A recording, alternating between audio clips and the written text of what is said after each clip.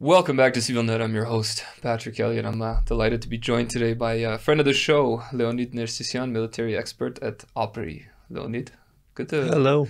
Good to hang out in person rather than through Skype, huh? Right, yeah.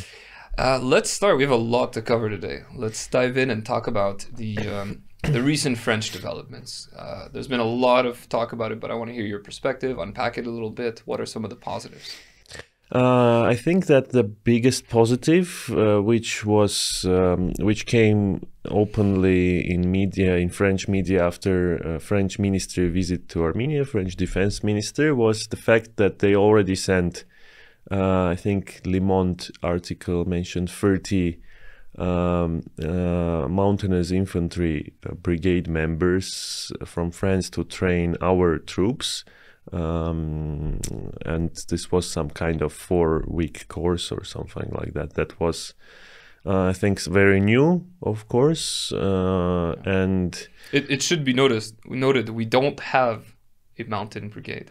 No, I mean we are very weak in that domain, unfortunately. You would think for a mountainous country we don't have it. It tells you the staggering state. Yeah, I mean, true. And what was also good to hear that minister confirmed that any air defense systems we want, we can get, starting from the shortest range to highest ranges.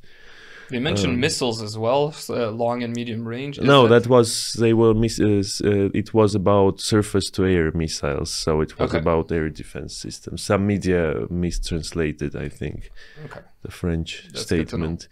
So this is a big chunk of work to do, and as I understand, that may come after.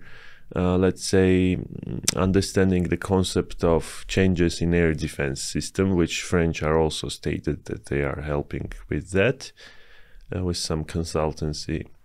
Well, they'll have a permanent officer attached at the Ministry of Defense. Yeah, I mean, that also makes sense if this kind of activities are going on. It's also good to see that Vazgen Sargsyan University now is a partner of French counterpart and Saint-Cyr? Yeah. How good. So probably to have possibility to get more of these partnerships, we need to try to have more people who know French, of course, which is one of the problems which is, I think, stopping from even bigger process going on. As you know, I mean, in French culture, it's a bit, I mean, you need to know French to study there, let's say. It's not very convenient even with English to go there. And even with English, there are lots of problems. It's a big issue that I've heard repeatedly in the army. But the way that the Poles solved this is that they literally, when they were joining NATO, they sat all the senior officers down for 6 hours a day over a 6-month period to learn English and only English. And then, and this is the key here, they assigned them homework to go home and keep practicing English, to watch movies, to read books, and so on. So you had the officer corps that caught up within 6 months. Why aren't we doing this? I would say for those who passed, for example, the attestation, which of course is still very raw and should be better and more, let's say, detailized for different types of officers from different branches. But still, for those who passed it and they get like this pretty high salaries for Armenia of 800K and more. For them, I think it is absolutely okay to make this kind of people to study a language. Yeah. So, I mean, they showed at least that they have some capabilities in terms of their service, some professionalism, and also they get paid a salary, which, I mean, they can say that why they make us do something, discomfort and things. So it's like, I don't see a problem here, but of course, it's other way is trying to get to Vazgen Sargsyan people who already know French, the younger people. So in general, have more youth who know French. For example, there should be much more emphasis on studying French in Montemelkonian school, the military school for kids which go normally to Vazgen Sargsyan later. So they can go not to Vazgen Sargsyan, but some of them can go to Saint-Cyr. Yeah. Well, that's part of the deal, right? Is that every year the French will be training a certain number of our officers at Saint-Cyr. Yeah. But to have this certain number, you need to have people who know certain number of people who know French, and even with English, we had problems in the past. We had quotas in many universities, like maybe for 3-4 officers per year, but we could never find the right number of people who can do that. What other developments from the French do you find particularly interesting for us that's encouraging? As I already said, that this training consultancy things are probably the most important, not at the moment the free radars or something, but this is even more important. Yeah. But of course there should be more on the air defense, because they are very interesting assets which France is producing, and it's probably, in terms of air defense, is most developed NATO defense industry, I would say. Is this battle tested though?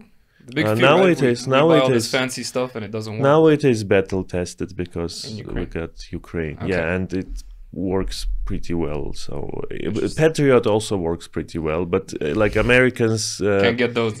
No, I mean the problem is not only getting them, but they do only. US got very limited, let's say, stock of air defenses, types of air defenses, because they rely on aviation much more. Yeah. So what is different in France, that they are in some case more similar to Soviet Union approach there. They got all the echelons of different systems, from very short range, like some turrets, automated gun turrets for like which can be installed on Bastion we procured, for example, which like provides defense for only maximum 1 kilometer, a bubble of so you can just have this kind of system in the during the logistics, for example, when your trucks are going somewhere, or so your equipment, so you have one of these cars inside, so it can shut down the small targets which were not able to intercept with something else. And then you go more and more and more, and you come to Aster 30, or its expert version called SAM-PT, which is more or less rival of S300 or something. So it's like 100 kilometers plus range of interception.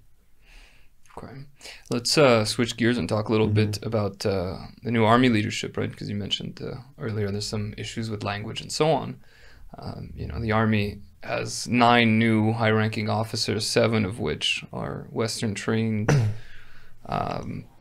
seemingly NATO standard officers, right? Including the deputy general of the Joint Chiefs of Staff. The other 2, one of them is I don't know much about, but the other one will be, you know, he's an old guard guy, but he's put in charge of the Armenia-Russia joint unit. So you can probably imagine, given the situation, how active that group is right now and how much work he'll be doing to reform our armed forces. But there have been some pretty impressive people put in some pretty key positions. What's your take on that? I mean, that's a good attempt. I hope it will work out somehow. I guess that there is no other way in terms of getting new commanders rather than assigning the most prospective of them of lower ranks to some key positions.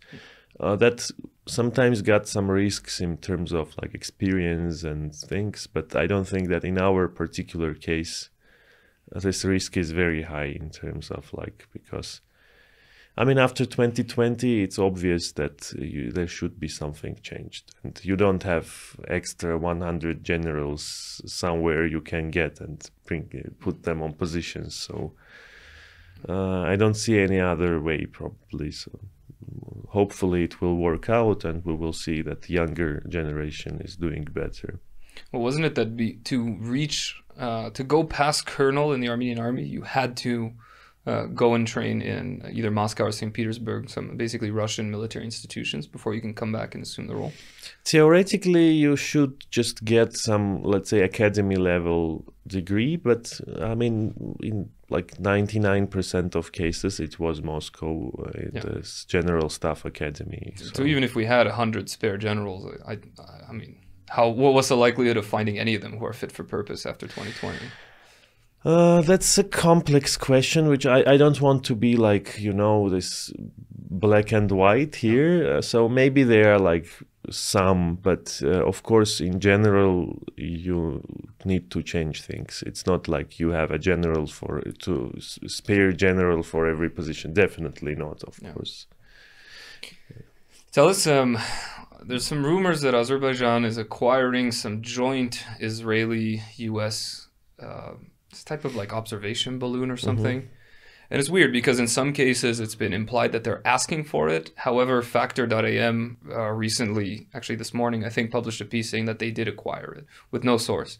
You know, so a lot of Armenian news is like that. But, you know, if it's a joint U.S.-Israeli technology, they would need permission from the U.S. to do so. And apparently that's illegal now. So what do you know of this? And should we be worried? I don't know more on the deal itself, rather than from the media, but we should be worried if they buy it, because this is a good approach in general, having radars on aerostats. And I would say that I have, for example, some colleagues who are trying to convince for many, many years that in Armenia should have that kind of stuff too. Much before Azeris came with this idea now. So what is good, you in the country of size of Armenia, you're probably not going to have AWACS radar aircraft. So you can at least have some aerial radar surveillance using this type of aerostats, which is much more useful than the work of radars from the land. So you get a better image and you see the low flying targets and from big distances. So what I would say that this is just showing once again that this approach should be researched in Armenia once again in armed forces, and maybe it's a good idea to do it now, even if Azeris are not buying it or are not able to buy it. But is it difficult to acquire? I mean, is there alternative technology? You can try to build it. You can try to build it. It's not that kind of unbelievable technology, let's say, which you can't have. So you can buy the aerostat and just make the radar for it, let's say. Interesting. And in Armenia, we have let's say, a school of building of radars. We got Armenian build radars in armed forces, and we got a company which exported radars to several countries. Okay, so the know-how is there. It's not like it's lacking. There's just no will to actually go through it. Yeah, I mean, there should be sometimes. It's not, you know how it works in Armenia. It's mostly companies which are proposing that we can do this, we can do that. But sometimes, not sometimes, in most of times, it should be armed forces coming and saying, we need this type of something. We need the aerostat with radar, which should have this kind of specifications. Which company can do that? Then there should be applications, and they should develop it. Gotcha. If there is nobody who can do that, then they should go and try to buy it somewhere else. Still on the topic of Azerbaijan, there's been, well, supposedly it was confirmed, and then it was revealed that it was just a rumor, but supposedly they want to buy Pakistani and Chinese jets. What do you think of this acquisition? This GF-17 jet fighter's story is pretty long. Well, they've been negotiating for 10 more years. More than 10 years, probably. Yeah. During this time, they came from JF Block 1 to already JF Block 3. Yeah. Block 3 is, of course, a better aircraft than the Block 1 and 2. They were absolutely useless, I would say, the first two versions. That's a Chinese-Pakistani project, so it's technically a licensed produced Chinese aircraft. Everything depends on price, and everything depends on the real quality of the aircraft, which we don't know for sure because it wasn't operated by many countries before, so we can't have the experience. We don't have that much of combat experience to look at. But I wouldn't say that it's something fantastic. It's a pretty old-fashioned aircraft with some newer electronics, but technically it comes from the airframe of MiG-21 initially, so that's very developed version of old Soviet aircraft, let's say. Of course, you can't find many similarities already after this many years, but I would say that Armenia probably can have better options at the hand now if it will work better. Like I would say that like trying to procure some Mirage 2000s, even in latest modifications, used Rafale 2000s could be a better option than this GF-17. So just in terms of, I mean, that's a good aircraft, you know. Yeah. And for example, Myanmar bought some GF-70s, and they're long-going scandal that there are lots of problems with them. So I was going to bring that up. So hopefully that's block 2. Yeah. They bought, but I hope that same will happen with Azeris if they will buy it, of course. Well, but the hope it's not confirmed that they're buying that. No, I mean, if they will buy it, I hope it will happen to them. But the idea they're waiting to buy the Khan, the Turkish that fighter. They can wait forever. Maybe that's probably. That was going to be my next question. What do you think of this? Is it a Vanderwolf or something like that? We should, that's you know that's very much depends on how much of localization they want to have on the project, because technically it's a South Korean jet fighter. The Turkish one, rather than that's lots of South. Just the engines. That's lots of South Korean tech inside, and really? if this lots is 70-80%, then it may fly. If it's less, if it's only engine and some components, then I don't believe that next 10 years they're going to have it. So it's maybe in very good scenario, it will take them, if it's like US or Russia developing a jet fighter, it takes 7 years normally after the first takeoff to get a serial production level. Okay, so the Turkish maiden flight last month, so that everyone's talking about. You can start to run the clock and see if they do it in 7 years, but they don't have experience, so it may never happen, or it may take more years. So probably we should think about that, but in very long-term planning. We won't see it flying over Syunik anytime soon, essentially. No, not soon, definitely. So maybe you can have in your long-term plans, for example, that in 7 years we want to have squadron of Rafales, for example, or in 10 years, because there are risks that Azeris will have some more advanced aircraft. Do we need to be buying, like, for such a small country as ours, do we need squadrons of fighter planes, or is it better to focus almost entirely on surface-to-air air defense systems? No. That unfortunately is it never works. Unfortunately, just the ground air force, air defense. It's still very vulnerable to many types of targets, because you're still on the ground.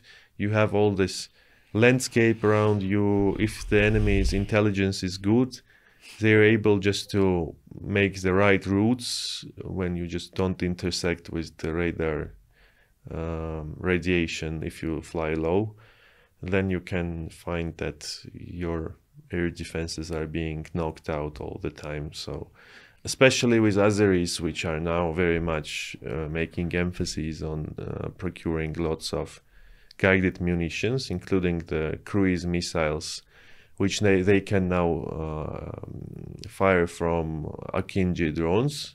Akinji probably is never going to bomb like Bayraktar, the troops on the battleground. It will just be shooting the SOM-2 cruise missiles. So if there are numbers, that's going to be a problem. How do you counter that? You counter that with developing both air defense, and not only in this sexy, let's say, long-range assets like Aster 30, S-400, I don't know. That's never effective for many targets of this type. You should have that echelon, but you should develop a lot the echelon with modern artillery, modern air defense artillery, I mean, like the guns. To strike cruise missiles. Yeah, because you need to defend your objects then, or your routes. You should not focus on shooting down everything. Sometimes, unfortunately, So that's a you should have a network-based air defense.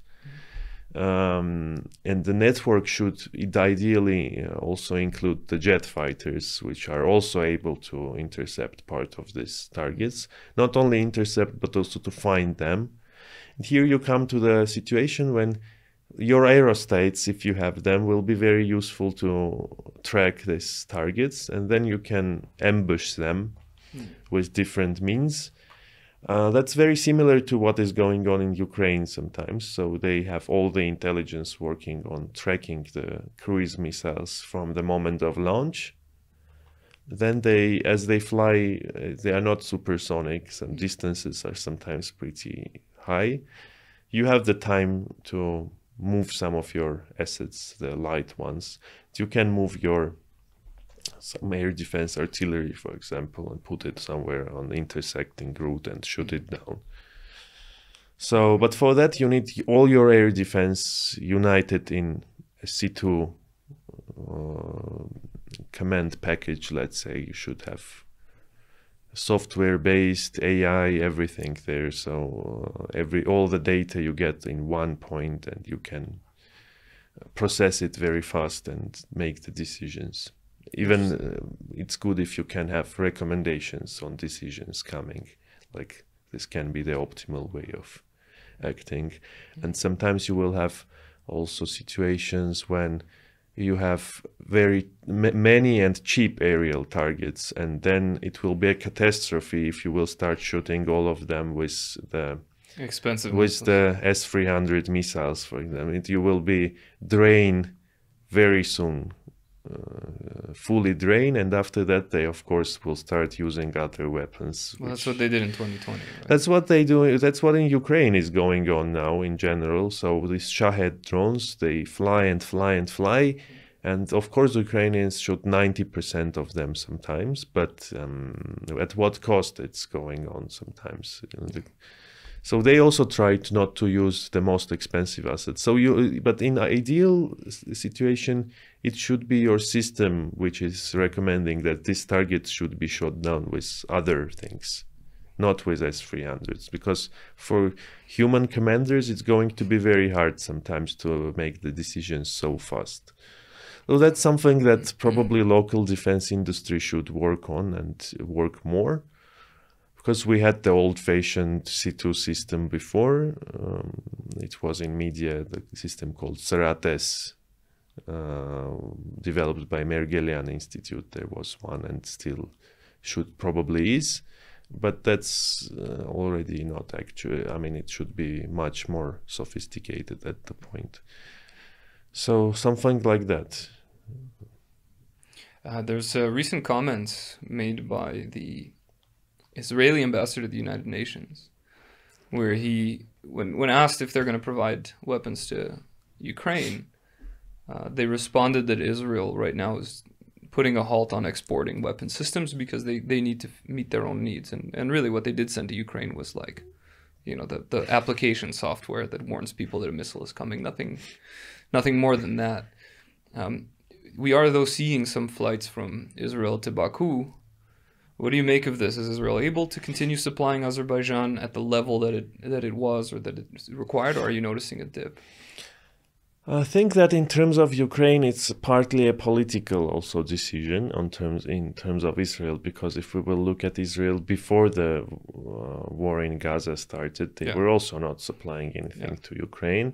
They had a different approach at then. They were trying to sell they were very active on European market of air defenses, for example, trying to sell their assets so Europeans can give away their existing systems to Ukraine.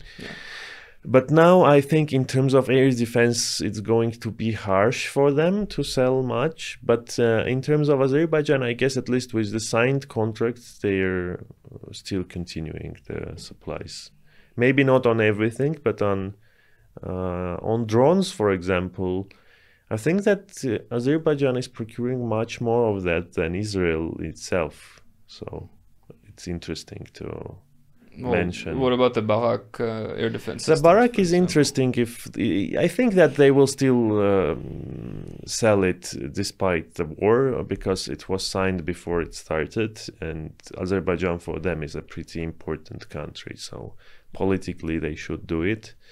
And of course, in their case, most of the missiles they use is Iron Dome missiles, not the Barak 8. So the targets there is no targets for Barak 8 coming from Gaza. So I don't see why it should not happen. Let's talk about Iran a little bit. So it's been recently made public that Iran occasionally closes the border and doesn't allow the resupply of equipment from India. However, the Indians have responded, well, just yesterday, that they're opening up an air corridor, and we have seen on flight radar the first flight. What's your take on Iran, their position, their role? I've heard different versions on this story with Iran, and to be fair, I don't think that like trying to dig into these logistical details is the very right thing to do on the media level, let's say.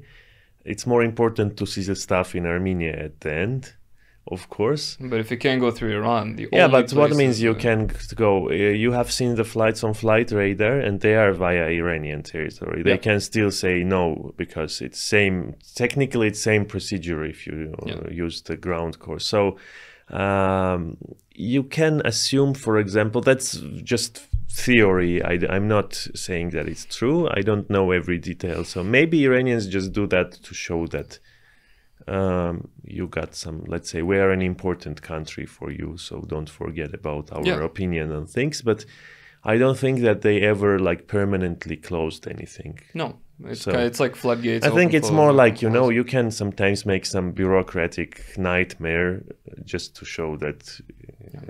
But I don't think that they are interested that Armenia is like fully defeated. I don't see that from Iranian position nowadays. And second, I don't think that they want to have that much of problems with Indians too, because India is important for them, and the logistical routes they are constructed via Iran now. Indian ones are, I think, very important for Iran. So I guess that it's more like a game of some kind, which probably not should even get to media, to be fair. I'm not very happy of the things of that people are going and talking about these things all the time, like making these leakages on this. Because they are, these leakages are they give limited information on the situation, and I don't think that they are making any good for Armenia, to be fair.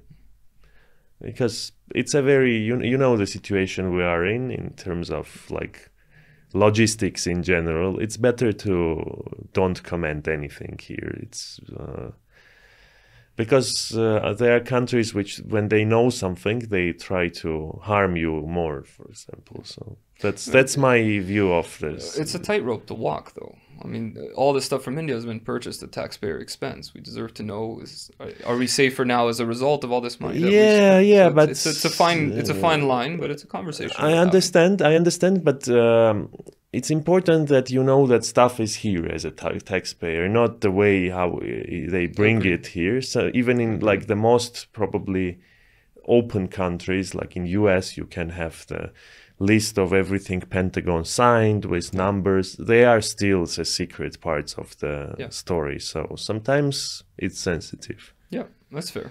It should not be everything. That's important to note. And it should be secret.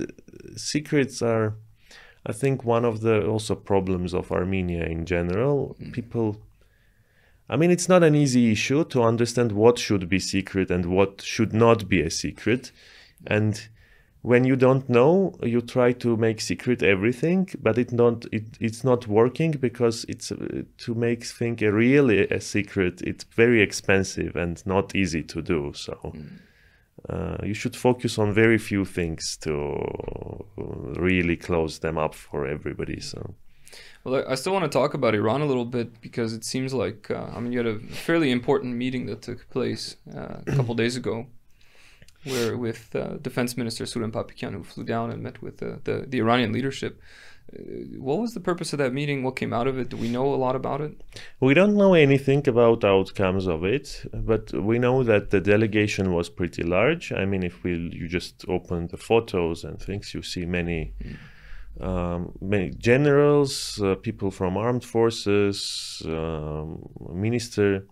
And on the Iranian side, you see that minister met with Raisi, with president, which is also pretty interesting. That's a very high level of meeting for defense minister to meet with president. For example, I don't remember a situation where Armenian defense minister met Vladimir Putin, for example, that I don't think that was ever possible to do. So in terms of format even. Yeah. So that shows that Iranians consider Armenia an important partner or neighbor, and they want to discuss some issues on the highest levels. You think it's related to the supposed rapprochement between Iran and Azerbaijan recently?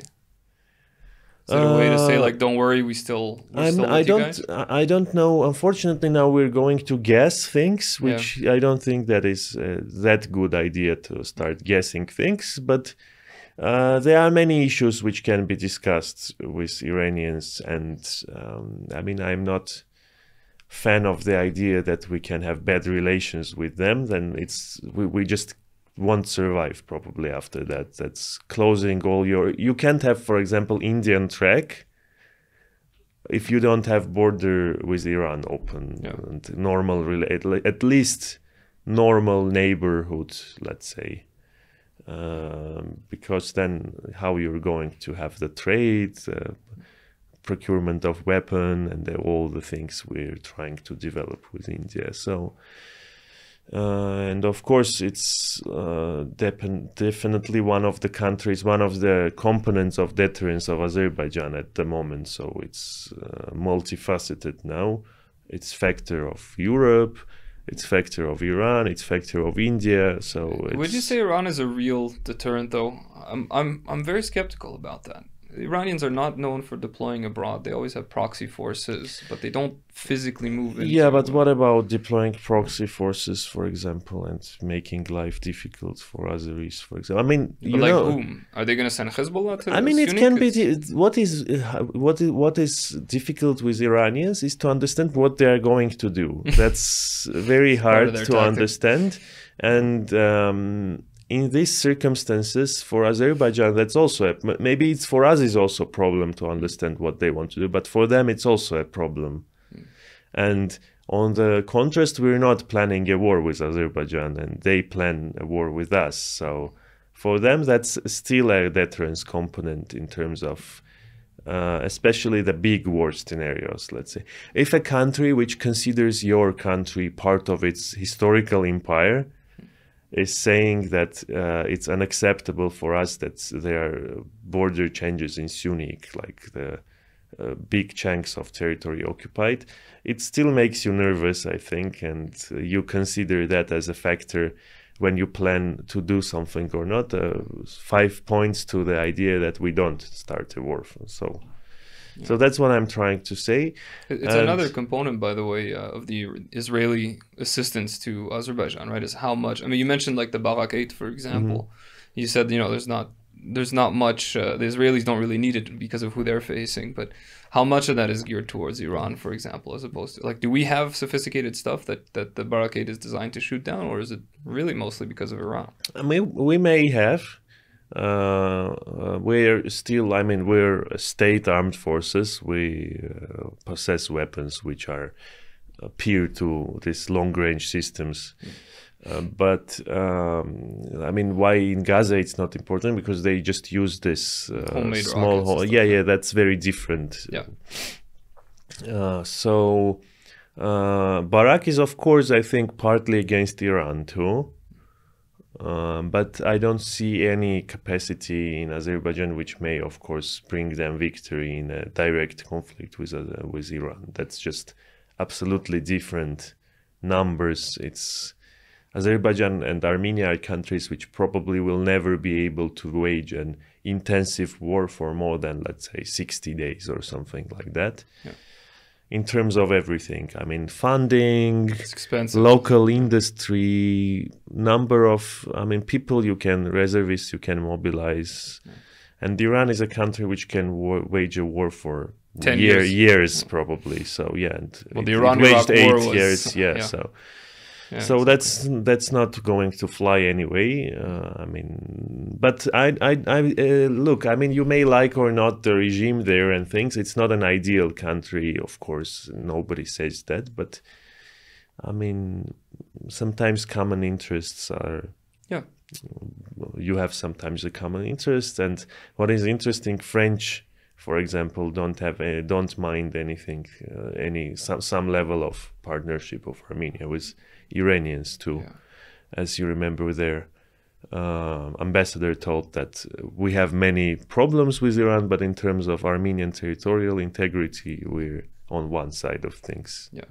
No, without a doubt. I just think it's important to also temper Armenian expectations, because the Armenian populace, myself included, we have this kind of tendency to pendulum swing where it's like, Russia's our best friend because in 2020 they stopped the Karabakh war. And then it's like, oh, Iran is our only real friend, because it's like, no, countries have interests.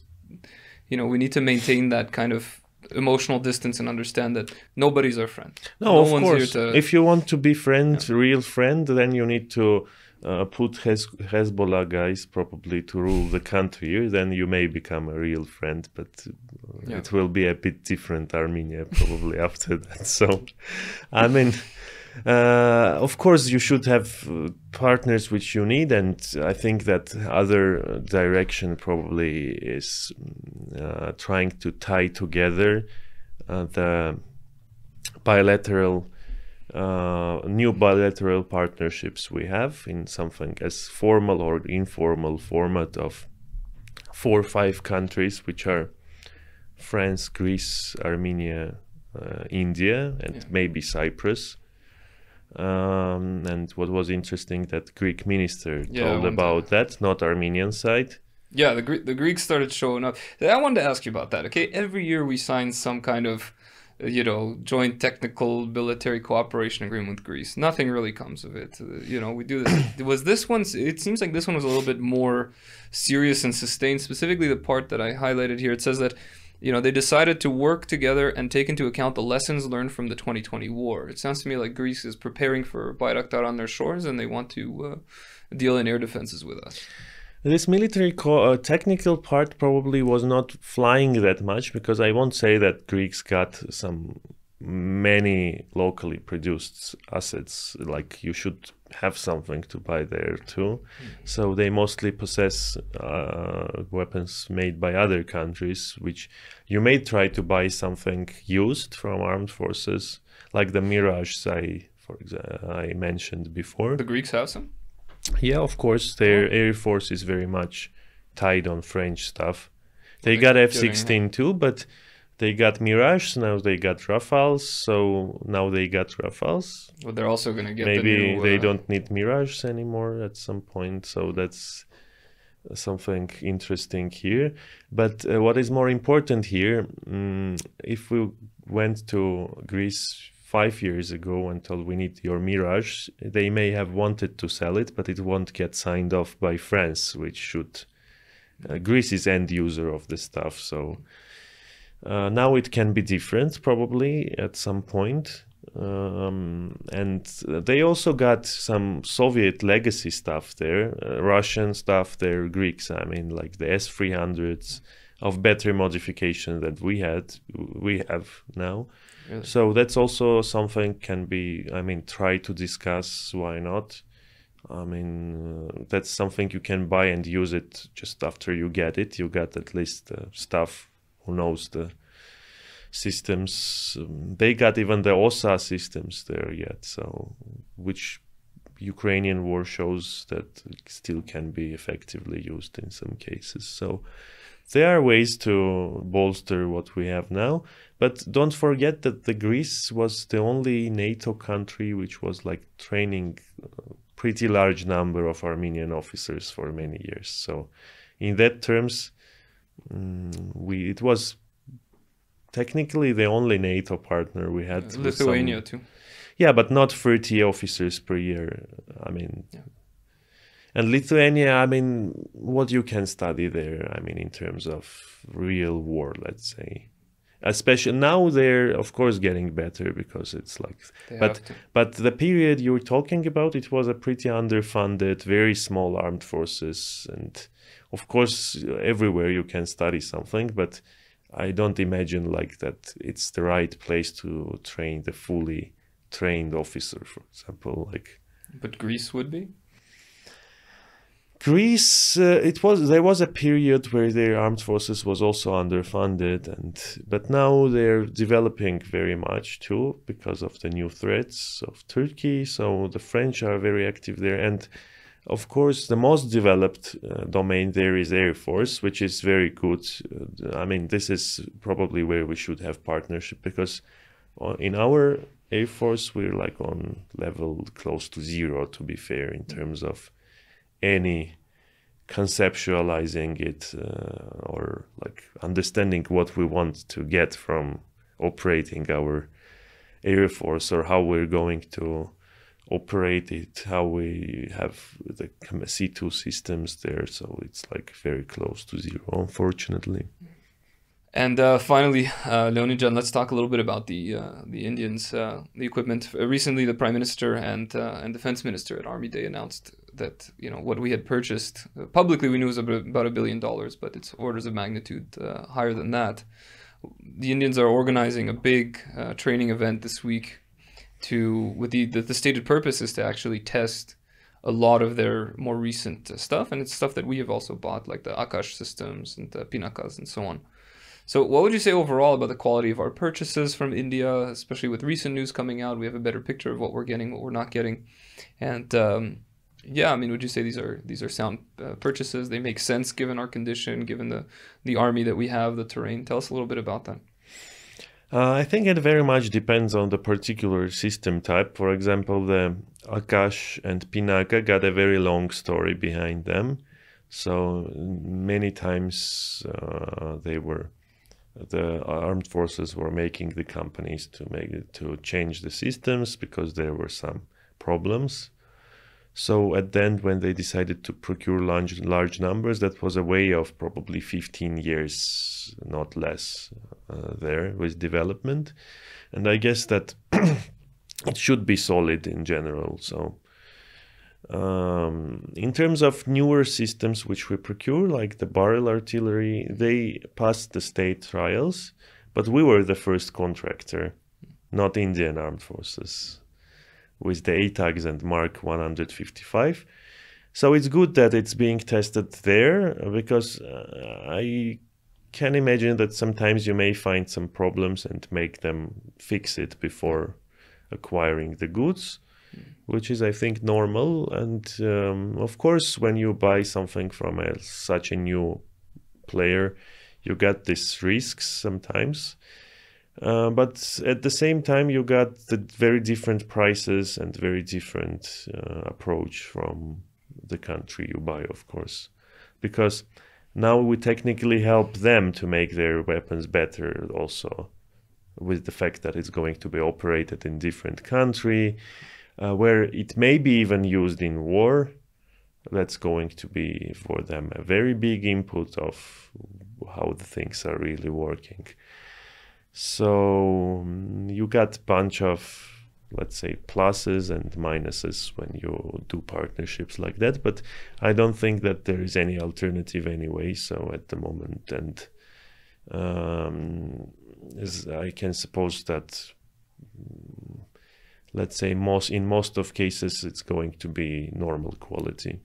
So in terms of barrel artillery, what is good that it comes from Swedish school of artillery. They had blueprints of some guns made by Bofors, 155 millimeters. So behind their 155 millimeter artillery, there is Swedish technology normally. So it's not from scratch, what I'm trying to say, which is, and Swedish guns are very good. So that's showing that at least the basis of the system is Sound. good. Will it come IKEA style where we have to assemble it ourselves? Oh no, that I don't think so. Yeah, it's going to be, of course. No, it's interesting, these developments. Yeah. The way that it looks to me, at least, is that, I mean, again, to the civilian eyes, like the French are providing the high quality, top tier stuff, and the Indians are providing the quantity of stuff that we need, which I think makes sense from a balanced perspective. What is good with them, they also are not part of war in Ukraine, so their production lines are not overwhelmed with other assignments. So with France, still you can get problems with some types of weapons. If you will want to buy them, it will take time. Well, the Dassault Rafale recently, they were announcing they have a huge backlog. Yeah, like 250 jet fighters almost. So yeah, that's probably for 7-8 years to produce in the best case. Yeah, but sometimes politically you can get place higher in that. Like Greeks, for example, just got Rafales from French Air Force.